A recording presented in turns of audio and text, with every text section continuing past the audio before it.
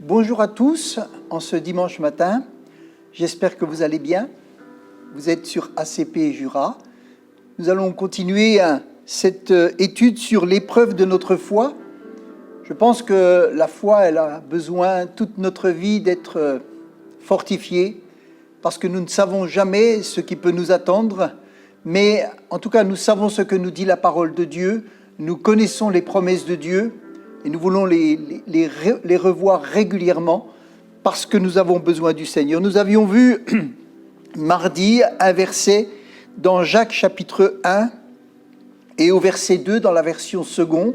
Et on va continuer de parler sur ce verset-là.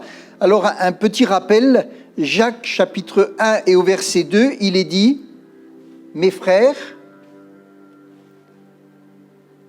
regardez comme un sujet de joie complète les diverses épreuves auxquelles vous pouvez être exposés, sachant que l'épreuve de votre foi produit la patience. » Je disais que les épreuves produisent des anticorps. Elles produisent quelque chose en nous pour que l'on puisse, comme un vaccin, être capable de résister. La Bible, elle nous dit résister. Et pour apprendre à résister, il y a des épreuves qui produisent comme des anticorps. On avait vu que ça produit la persévérance, ça produit la patience, ça produit en nous la fermeté, ça produit en nous la constance. Amen. Ce sont des choses dont nous aurons besoin. Nous avons besoin. Nous avons eu besoin. Et quelquefois, quand notre foi a été éprouvée, on s'est rendu compte qu'il nous manquait des choses ou qu'elles n'étaient pas assez bien établies. Et on n'a pas résisté comme il faut. Alors, c'est pour ça que l'épreuve de notre foi est nécessaire. Et je disais aussi, un peu plus loin, toujours dans Jacques chapitre 1 et au verset 12, dans Parole vivante, je vous rappelle juste ces deux versets où il est dit, Jacques chapitre 1 verset 12, « Heureux celui qui tient bon dans l'épreuve. » Amen. « Heureux celui qui tient bon dans l'épreuve et la supporte patiemment. Car une fois qu'il aura fait ses preuves, sa couronne de vainqueur sera la vie éternelle promise par Dieu à ceux qui l'aiment. » Une fois, amen, qu'il aura fait ses preuves. C'est pour ça que notre foi doit être éprouvée. Alors aujourd'hui, je voudrais voir un autre domaine, une question: qui suscite les épreuves ? Qui suscite les épreuves ? C'est très important parce que il faut savoir que les épreuves, elles viennent de toutes les situations dans lesquelles on peut se trouver. Des épreuves peuvent être permises par Dieu pour nous connaître davantage. Il y a des épreuves qu'on vit simplement parce qu'on fait des erreurs. Et on se met dans des situations seules. Et ça provoque des épreuves qu'on aurait pu éviter. Et puis, il y a aussi... c'est Satan, toujours dans Jacques chapitre 1 verset 2, la version seconde, le même verset qu'on a lu, et il est dit « Mes frères, regardez comme un sujet de joie complète les diverses épreuves auxquelles vous pouvez être exposés, sachant que l'épreuve de votre foi produit la patience. » À cette question, nous pouvons répondre qu'en premier lieu, c'est Satan. Il est évident qu'il est le tentateur, l'égorgeur, le destructeur, et qu'il veut détruire la foi, la fermeté. Il veut détruire la stabilité du chrétien. Il veut détruire l'Église. Il veut détruire la communion fraternelle. Il veut détruire les forces que l'on a. Mais la Bible dit que quand on apprend à résister dans l'épreuve, alors on résiste à l'ennemi. Jésus va dire une chose à un homme qui était vaillant, un homme qui se démarquait souvent des autres par ses paroles, Jésus va dire à Pierre et aux autres une parole qui évoque l'épreuve. On va le lire, c'est dans Luc chapitre 22 au verset 31. Luc chapitre 22 et au verset 31, les circonstances étaient tellement particulières. Ça n'a été vécu qu'une fois. Et ce verset-là, ou en tout cas ce qu'on va lire, ça n'est écrit qu'une fois dans le Nouveau Testament. Il est dit, Luc 22, verset 31, Satan vous a réclamé. Simon, Satan vous a réclamé pour vous cribler comme le froment. En quelque sorte, pour vous séparer de moi, pour vous faire tomber. Et cribler, ça veut dire secouer dans un tamis. Ça, c'est pour le grain. Mais dans le sens figuré, c'est amener une agitation interne puissante, profonde, agitée dans son être intérieur d'une façon profonde. Essayez de renverser la foi de quelqu'un.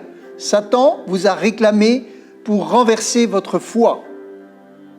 Pierre était en première ligne dans cette attaque, Jésus le savait, mais il dit, il vous a réclamé. Il n'a pas réclamé Pierre. Pierre était en première ligne, mais il vous a réclamé. Et je crois que, quelquefois, l'ennemi nous réclame pour nous cribler comme le froment. Et c'est pour ça qu'il nous faut avoir une foi qui s'affermisse.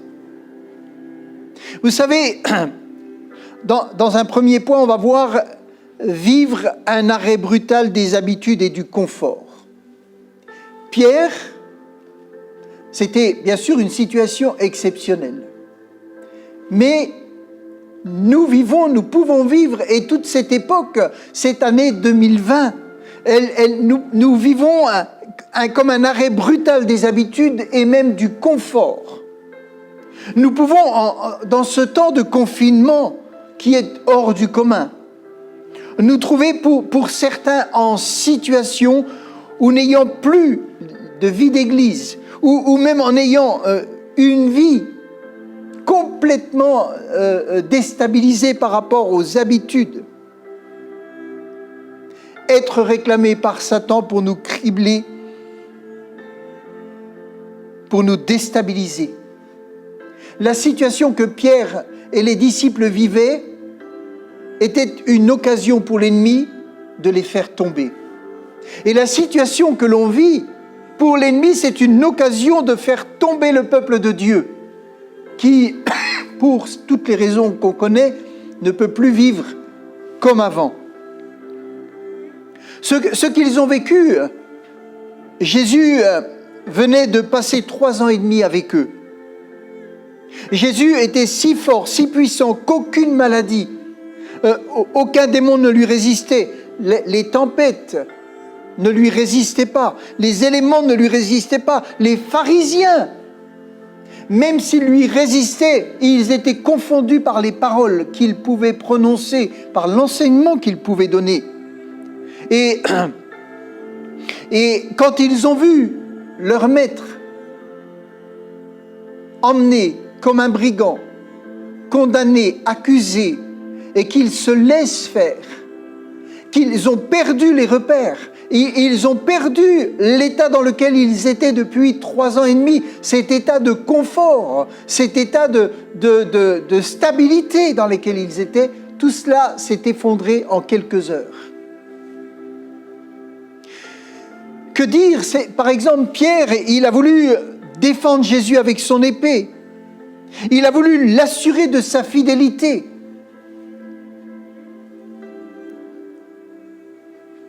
Mais Pierre a été mis dans une situation inconnue à son cœur. Et aujourd'hui, beaucoup se trouvent dans une situation qui était inconnue à leur cœur. Séparés les uns des autres, séparés de la communion fraternelle dans l'Église, séparés des habitudes, séparés des fois d'un confort, séparés d'une structure dans laquelle on était établi depuis tant d'années. Il va être criblé et il va céder à la tentation à cause de la peur. Et parce qu'il s'appuyait sur ses propres ressources. Le Seigneur connaissait Pierre, il connaissait les autres, il connaissait les apôtres. Et je voudrais te dire à toi maintenant, peut-être que durant ce confinement, tu as cédé à de nombreuses tentations. Tu as ouvert des portes que tu n'aurais peut-être pas ouvertes dans le temps d'avant. Tu as découvert que ton cœur, tes forces étaient bien limitées comme Pierre. Pierre, c'est quand il s'est trouvé dans une situation que son cœur ne connaissait pas, qu'il a découvert les failles qu'il avait, qu'il a découvert que ce sur quoi il s'appuyait, c'était sur ses propres forces, sur sa sagesse.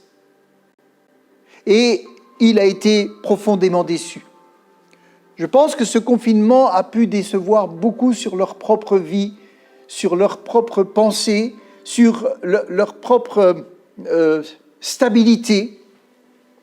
Mais le Seigneur sait que Pierre a confiance en ses propres forces, en son énergie, en son amour pour son maître. Jésus ne doute pas de l'amour de Pierre, mais il sait que c'est un amour qui est appuyé sur ses propres forces. Il discerne donc le danger que courent ses disciples lorsqu'ils vont subir les attaques de Satan.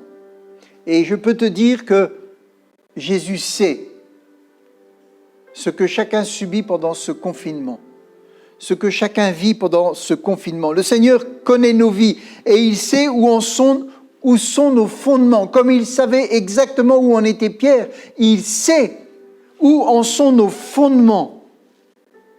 Sur quoi on s'appuie. Il sait où sont nos dangers durant ce confinement. Il le sait. Pour Pierre, le Seigneur sait que lorsqu'il sera pris à Gethsémanée, Satan criblera les disciples comme on crible le blé et Pierre va être secoué profondément.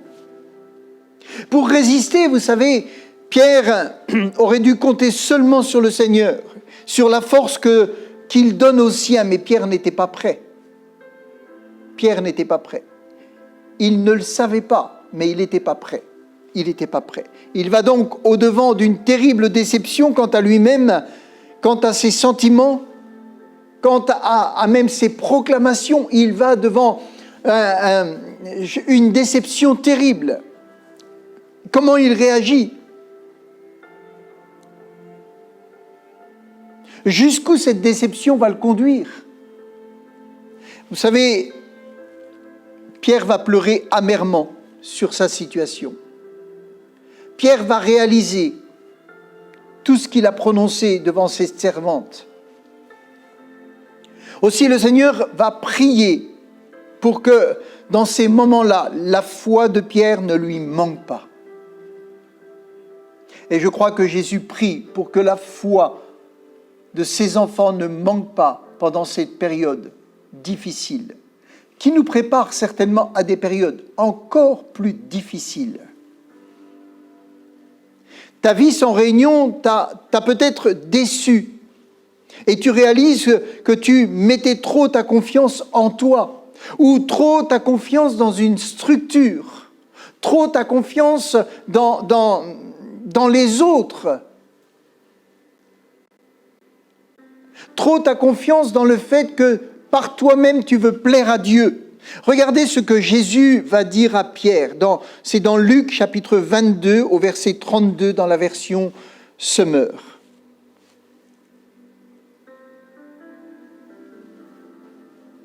Luc 22 verset 32, il dit « Mais moi, j'ai prié pour toi. » Satan te réclame ou Satan vous réclame, moi j'ai prié pour toi, pour que ta foi ne vienne pas à te manquer. Et toi, le jour où tu seras revenu à moi, fortifie tes frères. Dans la version second 21, il est dit, afin que ta foi ne disparaisse pas.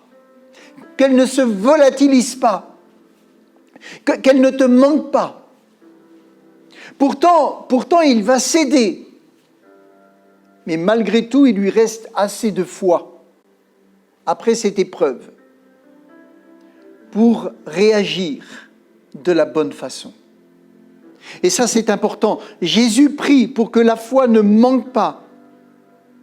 Et pourtant, il sera criblé, secoué. Mais Jésus prie pour que la foi ne manque pas. Nous sommes tous en danger de compter sur nos propres forces.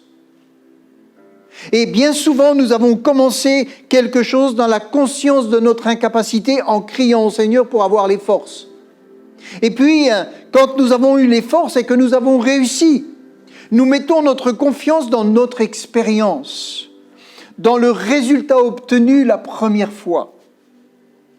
Et quelquefois, le Seigneur peut permettre un échec pour nous ramener à une juste appréciation de nous-mêmes. Vous savez, c'est l'histoire, j'ai pas le temps, mais quand Josué a pris Jéricho, ils se sont appuyés sur leurs résultats. Et la deuxième fois, ils n'ont pas mis leur confiance en Dieu, ils n'ont pas consulté Dieu et ils ont été en échec. Et je crois que tout cela nous apprend à chaque situation à revenir au point de départ et mettre notre confiance en Dieu. Vous savez, Pierre a versé des larmes, ça peut nous amener à verser des larmes. Mais ne nous décourageons pas, le Seigneur intercède pour nous. Vous connaissez peut-être ce passage où, de mémoire, Romains 8, verset 31, il est dit qu'il intercède pour nous. Il intercède pour nous, je ne lis pas tout le passage, qui accusera les élus de Dieu, c'est Dieu qui justifie, qui les condamnera. Christ est mort, bien plus, il est ressuscité, il est à la droite de Dieu et il intercède pour nous. Jésus dit à Pierre, je prie pour que la foi ne te manque pas quand tu vas être criblé. Amen. Le but de l'Éternel, c'est d'utiliser les expériences qui ont été peut-être humiliantes pour nous faire progresser dans la connaissance de son amour et de sa fidélité. Chaque fois que nous pouvons vivre une expérience qui nous amène à pleurer amèrement sur notre état spirituel, nous apprenons à découvrir l'amour de Dieu qui ne nous a pas abandonnés, qui a prié pour nous, qui a permis que notre foi ne disparaisse pas, mais que nous puissions, par sa grâce, continuer de le suivre, de revenir à lui. Jésus dit à Pierre, quand tu seras revenu. Il était parti dans une voie avec ses propres forces, avec ses propres raisonnements. Et ce qu'il a vécu le ramène à Jésus, le ramène à réaliser qui est Jésus. Dans 1 Pierre, chapitre 5, au verset 8, 1 Pierre, chapitre 5, au verset 8,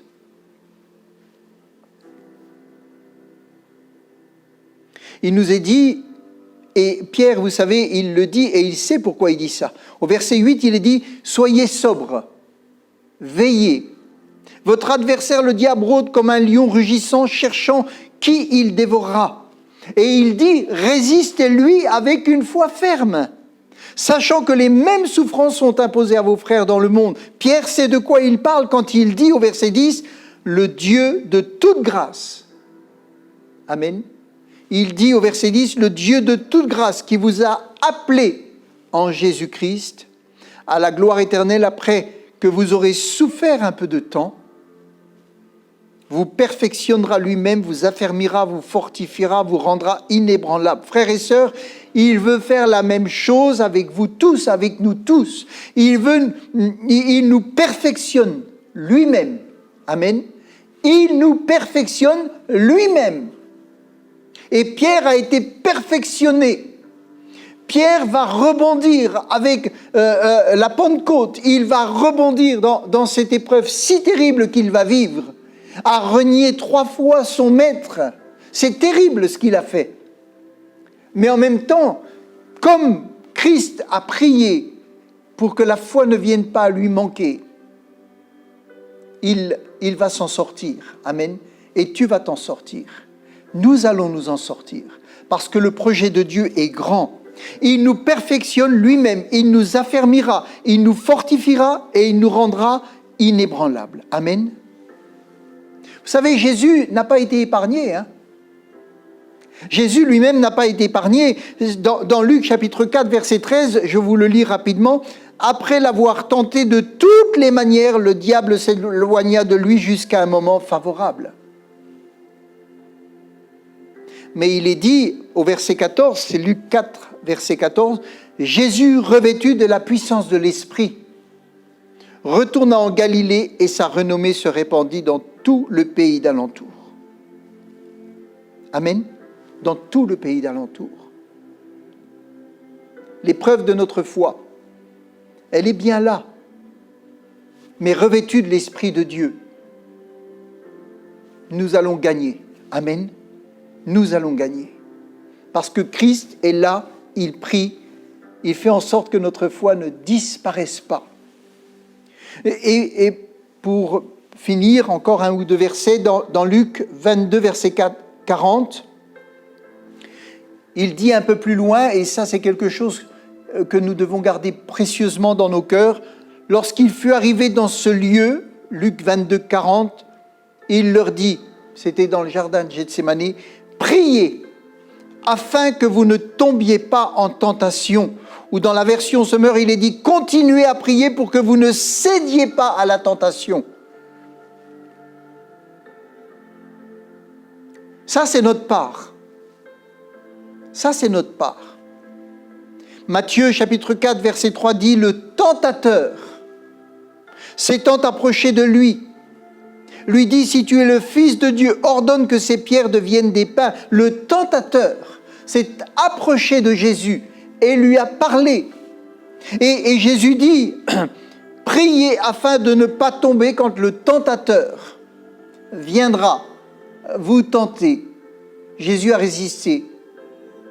Pierre n'a pas résisté, mais il s'est relevé. C'est là que Jésus va entrer dans son dernier combat avant la croix. Et il est dit dans Luc 22, verset 41, Luc 22, verset 41, il est dit, puis il s'éloigna d'eux à la distance d'environ un jet de pierre, et s'étant mis à genoux, il pria, disant, Père, si tu voulais éloigner de moi cette coupe, toutefois, que ma volonté ne se fasse pas, mais la tienne. Alors un ange lui apparut du ciel pour le fortifier. Un ange lui apparut du ciel pour le fortifier. Il a résisté à la tentation. Et un ange du ciel est venu. Et nous, si notre foi est fortifiée et que, avec tout cela, nous résistons, des anges viendront nous fortifier. La puissance de Dieu sera là. Amen. Et Jésus a pu aller à la croix en vainqueur. Et je crois que nous pouvons aller de l'avant en vainqueur. En conclusion, Jésus a été là pour Pierre et il a prié pour que la foi ne lui manque pas quand il serait criblé. Et Pierre a pleuré amèrement, mais il est revenu. Il a été restauré et il a été un moyen de restaurer ses frères. Le Seigneur est là pour veiller sur nous et nous restaurer, même s'il nous arrive de pleurer amèrement sur nos actions non approuvées. Nos actions non approuvées. Il y en a. Et nous pleurons amèrement, peut-être dans le secret. Mais le Seigneur est là. Amen. Il est là. Il nous maintient avec assez de foi pour que nous puissions revenir à lui. Mais une chose qu'il faut retenir aujourd'hui, c'est quand Jésus dit « Priez pour ne pas tomber en tentation », afin d'être capable de résister. Gardons ça dans notre cœur. Prions pour ne pas tomber en tentation ou pour ne pas tomber quand la tentation viendra, quand le tentateur sera là pour nous cribler. Amen.